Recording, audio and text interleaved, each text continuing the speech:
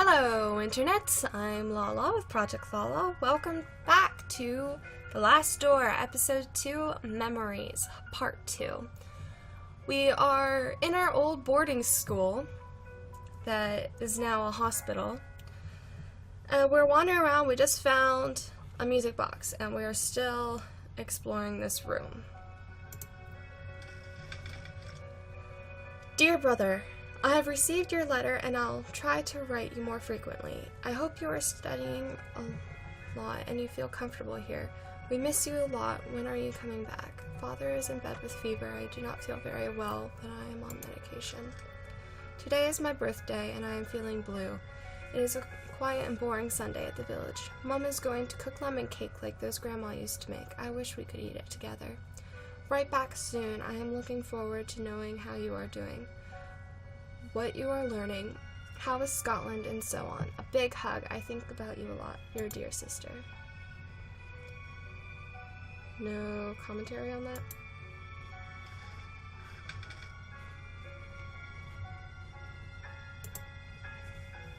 The books on these shelves are old and musty. The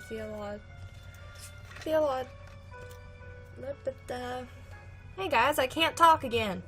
Theology is the dominant subject.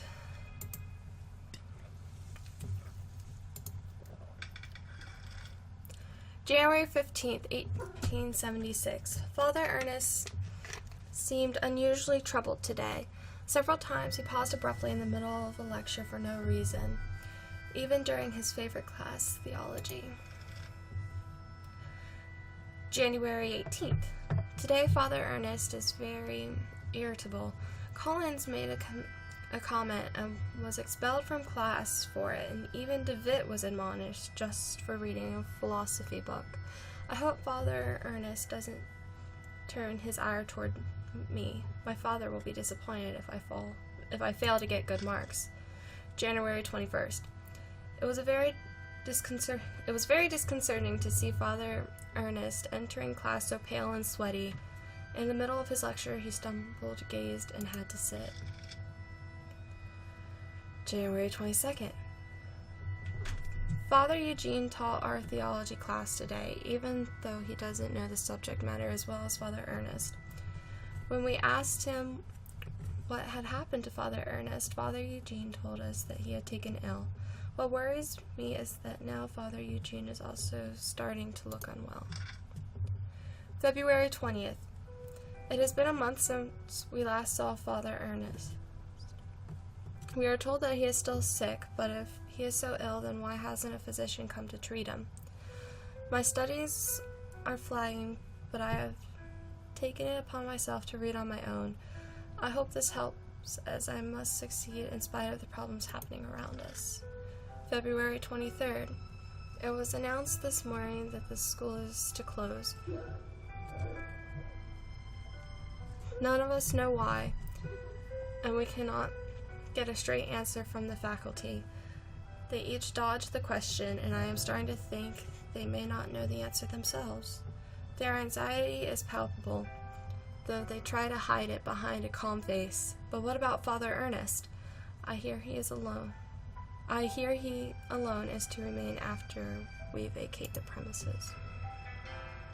There is a picture in the diary. It is a photograph of my graduating class. I see myself, Father Ernest, and Anthony. I do not remember the names of the others. One face has been completely scratched out. Well then.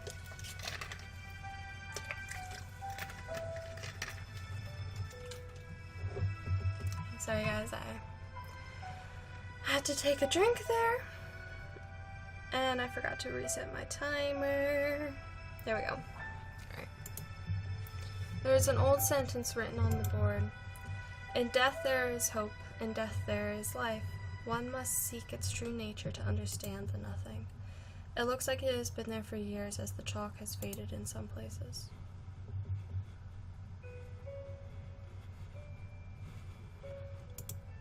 Alright.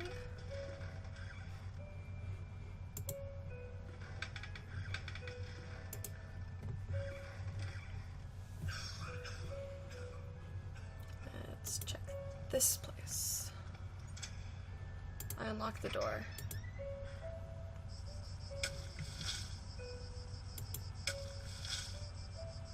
A locked wooden coffin, badly finished. It seems that whoever made it was a bit rushed to finish.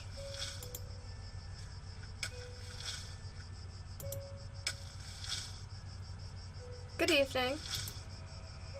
I hope you are right and this turns out to be, indeed, a good evening. My name is DeVitt. I did not know there was a graveyard here. My pleasure, Mr. DeVitt. I am Frank Baldwin. Do not ask me why, but Monsieur specifically ordered to bury the corpses here. Why? I do not understand. Did he order to bury corpses here? Why? I do not understand. What is there to understand, Mr. DeVitt? God has forsaken this place. Excuse the interruption, Mr. Baldwin. I'll leave you to your work. Have a nice evening. A small group of graves has been haphazardly arranged. A small haphazardly.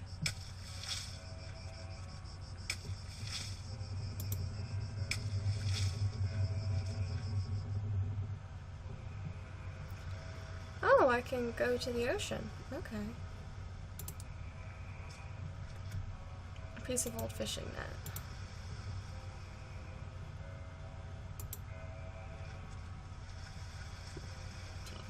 Many years adrift have perfectly smoothed this flotsam into a small log. The Lost Pilgrim, a sea stack older students at the school used to climb. Somewhere up there are my initials.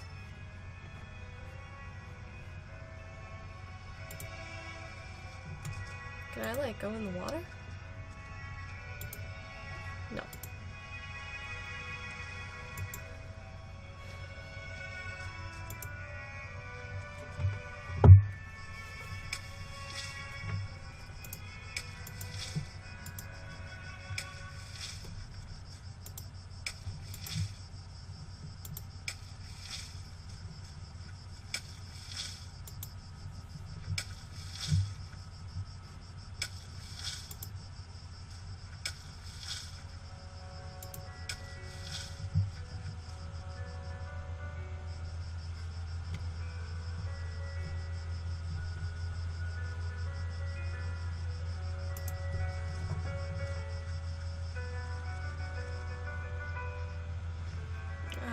So I went full circle there.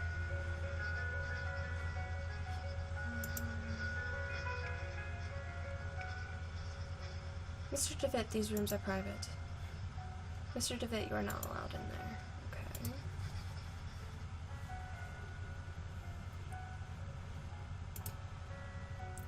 A dusty old tapestry of the Virgin Mary with baby Jesus in her arms.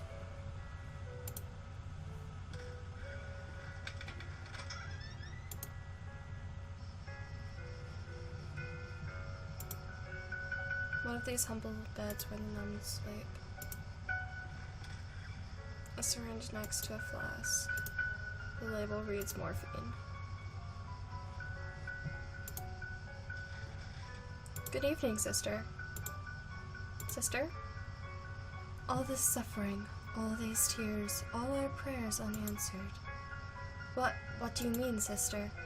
All these years entrusted to the Lord, praying, looking for a sign, for something that can give me strength. Every day I hear them cry, pray, scream, and die. And what for? Where are you, Lord? Why don't you answer me? The Lord works in mysterious ways. The Lord works in mysterious ways, sister. Certainly, yes. But I don't ask for much, just something to go on, a path to follow. I can't go on, not like this. Excuse me, sir.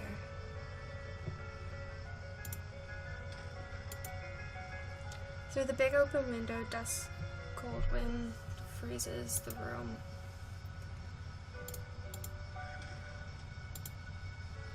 On the upper shelf of the antique cupboard, a well-worn Bible and rosary beads gathered dust. One of the humble beds where the nuns sleep. An old mirror that hardly reflects. Alright, nothing of interest in here.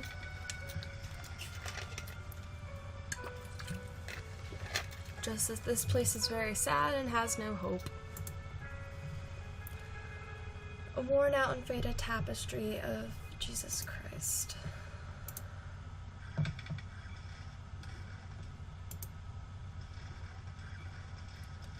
Another tapestry, though I remember from my school days, the student dormitory was here.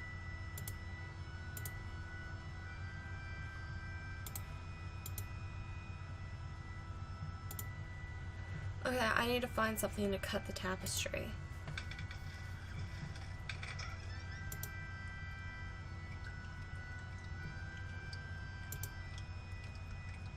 The tap of the shower.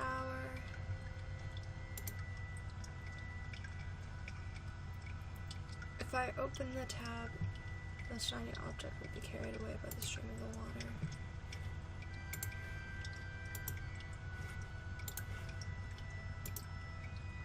What do you mean I can't use the net? I'll be like the perfect thing for this.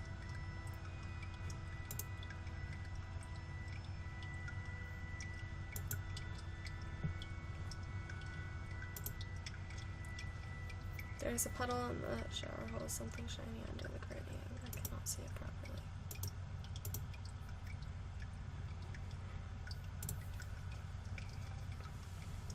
A broken mirror, there is a protruding piece.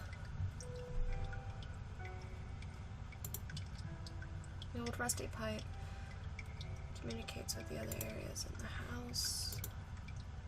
There's a couple of old towels.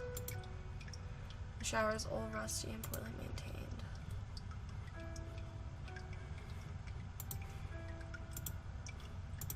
Fine.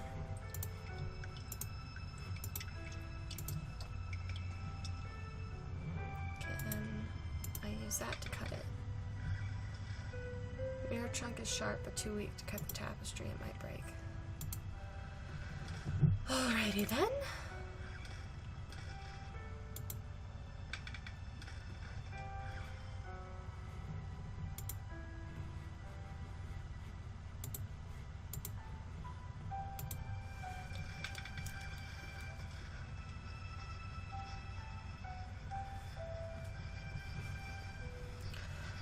Not allowed in there.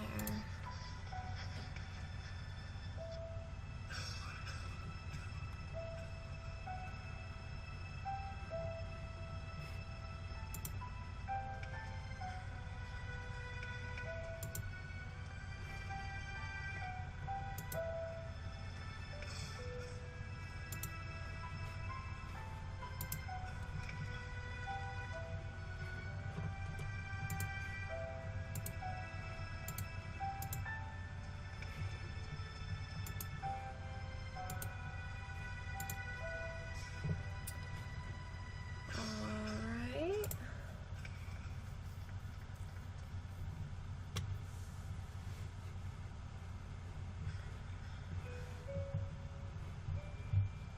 I don't know what to do.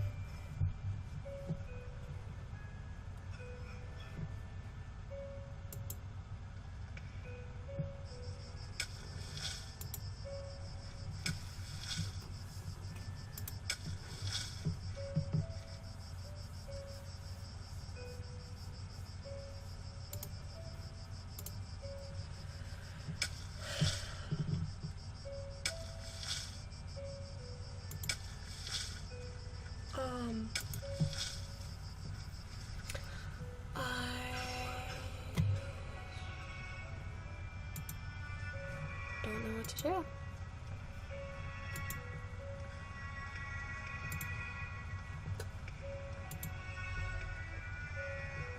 Can I combine any of these?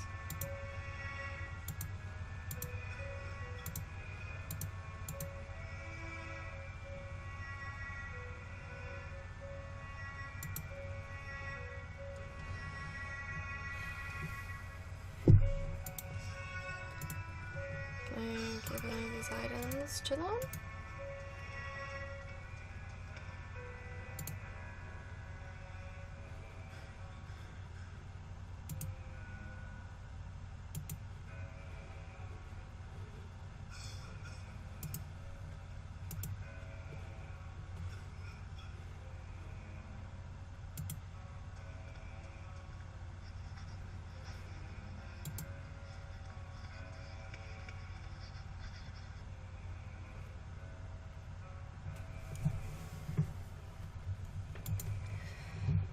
Did you say that you cared for patients? Of course, Mr. DeWitt. We tend to both the physical and spiritual needs of those in our care. Did Monsieur already live here? Did you say that Monsieur already lived here when the venue still was a boarding school? Indeed. He still was priest and professor before he became Monsieur and started to lead this place. Could I talk to Monsieur? I'm afraid that's impossible. Monsieur has left strict instructions that he not be disturbed, not even by any of the sisters. Who is Mr. Baldwin? Monsieur instructed me to take him on as caretaker. Many of the sisters find him a bit strange, but he performs his work well and complains little. Mother Elizabeth, Mr. Baldwin told me that lately a lot of patients are dying. What is happening? Sadly, the Lord is taking many of these unfortunate souls.